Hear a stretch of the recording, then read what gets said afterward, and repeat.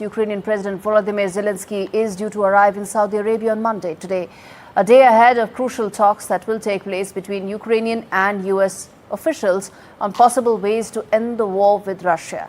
The highly anticipated negotiations that will take place on Tuesday towards resolving the conflict will see the two sides, that is the American and Ukrainian officials, coming together for the first time since that very disastrous meeting that took place between Donald Trump and Zelensky in White House. Zelensky has said that Ukraine is fully committed to constructive dialogue but wants its interests to be taken into account. Essentially, what Zelensky has been saying is that he wants defense guarantees from the US, and only then will he move ahead as far as the peace settlement is concerned. The minerals deal also was, of course, on the table. Remains to be seen whether it's still on the table or whether it will also be part of a larger settlement. Okay, let's get in Qamar Agha, who's a West Asia expert, to try and understand what is the role that Saudi Arabia can play in this and how significant are these conversations taking place in Saudi Arabia, in Riyadh. Mr. Agha, some of those big questions will play out for our viewers on the screens, which essentially talk about the reason, the relevance and the rationale for these talks to be in Riyadh. How important do you think the role of Mohammed bin Salman could be as a possible mediator? Mohammed bin Salman has very good ties with both Russia as well as America. This was one of the reasons, for American decided to host talks in Riyadh. Besides this, he also maintains a fairly good relation with Ukrainians, he is neutral in the war. He has neither condemned Russia nor supported the war. He was supposed to, and he, the one who has been promoting right from the beginning, that it should be settled through peaceful negotiation. His role is basically as a facilitator. And earlier, he has succeeded in getting a release or the prisoner exchange, that one of the major deals, he is stuck. Then after that, both have developed trust in him. The Americans, the Russians, as well as the Ukrainian President Zelensky.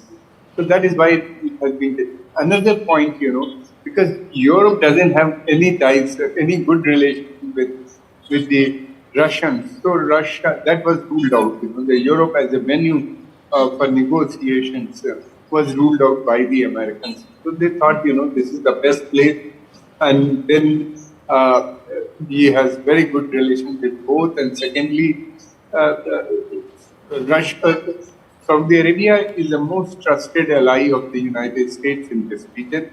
Okay. And are providing security, basically are the protector of Saudi Arabia. Mm-hmm. So these are the something, which encourages both the leaders of Saudi Arabia and sort of.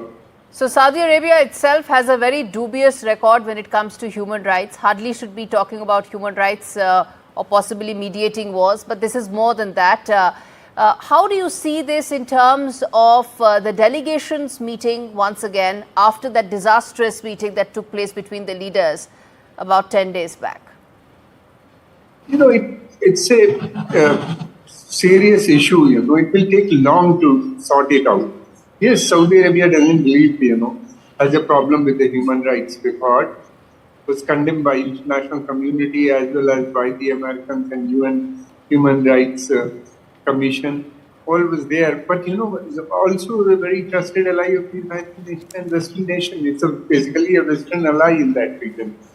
And Western countries have trust in Saudi leadership. So that is why one thing. And secondly, yes, it is up to the Russians and Zelensky. Plus, basically, the Russians as well as the Americans, they have to sort it out. Saudis are just a facilitator, providing place and then, trying to bridge the gap between the two. This is what they have been doing for quite some time.